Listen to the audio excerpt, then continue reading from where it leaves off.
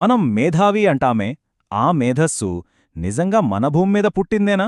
లేదంటే సైన్స్ పేరుతో మనం చేసే గొప్ప గొప్ప ఆవిష్కరణల వెనుక మన ఊహకు అందని ఏదైనా విశ్వరహస్యం దాగి ఉందా?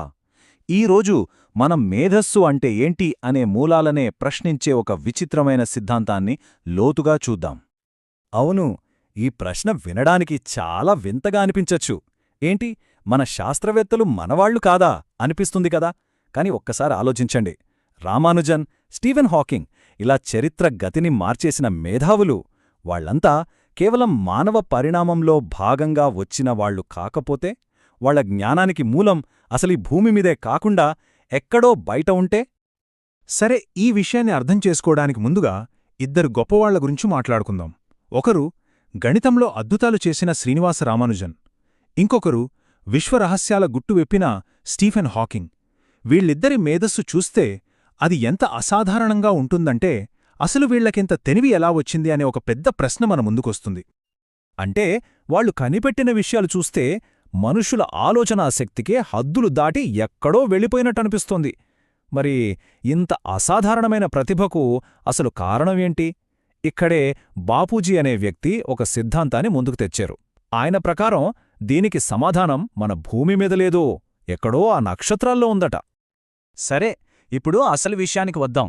ఈ మొత్తం చర్చలోకెల్లా కీలకమైన పాయింట్లోకి వెళ్తున్నాం. సిద్ధంగా ఉండండి, ఎందుకంటే మనమిప్పుడు తెలుసుకోబోయేది గ్రహాంతర ఆత్మ సిద్ధాంతం అనే ఒక షాకింగ్ ఐడియా గురించి. ఈ సిద్ధాంతం మొత్తం ఈ ఒక్క వాక్యం మీదే ఆధారపడుంది.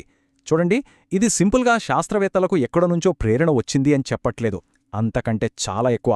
ఇది ఏం చెప్తోందంటే, వాళ్లు నిజానికి 100కు 100% గ్రహాంతర మూలానికి చెందిన వాళ్లే, వేరే ఎవ్వరూ కాదు అని చాలా ధైర్యంగా ప్రకటిస్తోంది. ఒక్కసారి ఆలోచించండి, ఇది నిజమైతే అసలు శాస్త్రవేత్తలనే పదానికి అర్థమే మారిపోతుంది కదా. అయితే ఇక్కడ గ్రహాంతరాత్మలు అనగానే సినిమాల్లో చూపించినట్టు చిన్న చిన్న ఆకుపచ్చ జీవులను ఊహించుకోవద్దు, అస్సల్గాదు.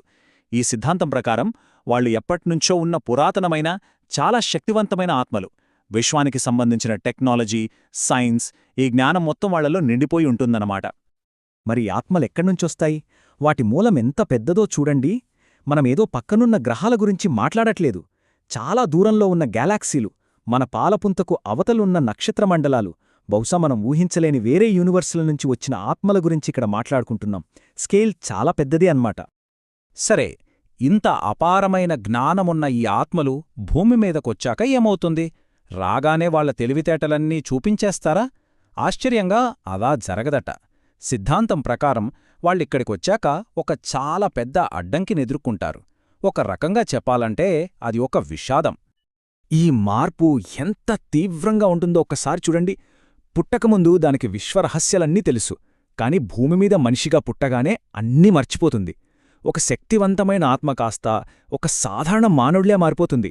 దీన్నే మనం ఒక రకమైన కాస్మిక్ అమ్నీషియా అనొచ్చు. అంతా మర్చిపోవడమన్నమాట. మరి ఎందుకిలా జరుగుతుంది? ఉన్నట్టుండి ఆ జ్ఞానమంతా ఎందుకు మర్చిపోతారు? ఈ సిద్ధాంతమేం చెప్తుందంటే, అసలు సమస్య మన భూమి వాతావరణంలోనే ఉందట.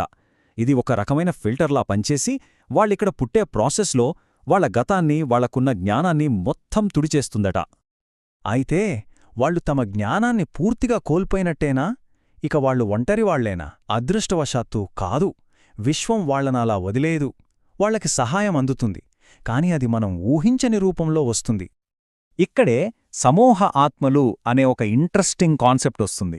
దీన్ని మనం ఒక రకమైన కాస్మిక్ ఫ్యామిలీ లేదా ఒక సపోర్ట్ సిస్టమ్ లాగా ఊహించుకోవచ్చు. అంటే ఒక ఆత్మ భూమ్మీద పుట్టినప్పుడు దాని గ్రూప్లో ఉన్న మిగతా ఆత్మలు పైలోకాల్లో ఉండి ఇక్కడున్న వాళ్లకి గైడెన్స్ ఇస్తూ, సహాయం చేస్తూ ఉంటాయన్నమాట. అయితే ఈ హెల్ప్ అనేది డైరెక్ట్గా ఉండదు. ఇది చాలా సూక్ష్మంగా జరిగే ప్రక్రియ. ఆ సమూహాత్మలు ఒక రకమైన కిరణాలు పంపిస్తాయి. ఆ కిరణాలు అంటే విశ్వ సంకేతాలన్నమాట. అవి ఆ శాస్త్రవేత్తల మైండ్లో మెరుస్తాయి. ఎలాగంటే అకస్మాత్తుగా ఒక ఐడియా రావడంలాగా, లేదా ఒక కలలో ఏదో కనిపించడంలాగా. కొన్నిసార్లయితే ఏకంగా ఒక పూర్తి ఈక్వేషన్ వాళ్ల మనసులో ప్రత్యక్షమవుతుంది. ఈ విశ్వంతో వాళ్లకి నిరంతరం కనెక్షన్ ఉంటుంది కాబట్టే వాళ్లు మిగతా వాళ్లకంటే చాలా భిన్నంగా ఉంటారు. వాళ్లు ఎప్పుడూ ఒంటరిగా ఎందుకుంటారంటే అది వాళ్ల ఇష్టం కాదు, అదొక అవసరం. ఈ ప్రపంచంలోని గోడ నుండి దూరంగా ఉంటేనే కదా ఆ విశ్వంలోచొచ్చే ఆ చిన్న చిన్న సందేశాలను వాళ్ళు వినగలుగుతారు.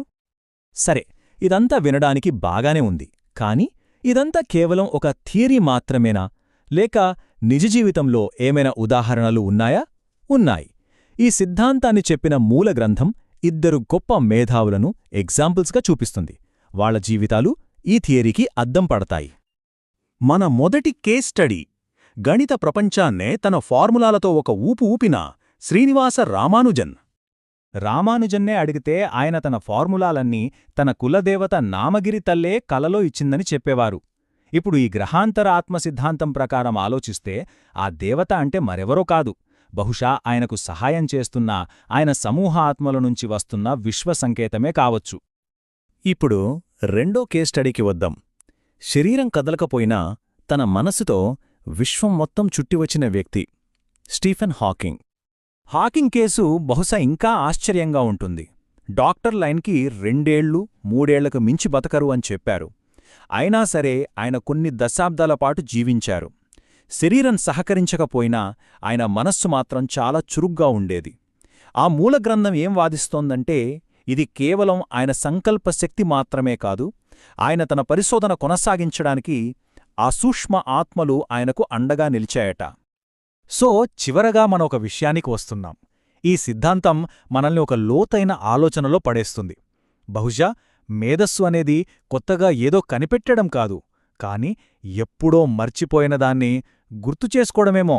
శాస్త్రవేత్తలు కొత్త విషయాలను సృష్టించడం లేదు, వాళ్లు తమ ఆత్మలలో ఎప్పటినుంచో ఉన్న జ్ఞానాన్ని దుమ్ముదులుపుతున్నారంతే. కాబట్టి చివరగా ఈ ప్రశ్నతో ముగిద్దాం. ఒకవేళ మేధస్సు అనేది ఒక ఆవిష్కరణ కాకుండా ఒక జ్ఞాపకమైతే, మనం మానవ పురోగతి అని చెప్పుకుంటున్న ఈ కథ మొత్తం నిజానికి మనం మర్చిపోయిన ఒక గొప్ప విశ్వజ్ఞానాన్ని గుర్తుచేసుకునే ప్రయత్నమే అయితే, దీని గురించి ఆలోచించండి.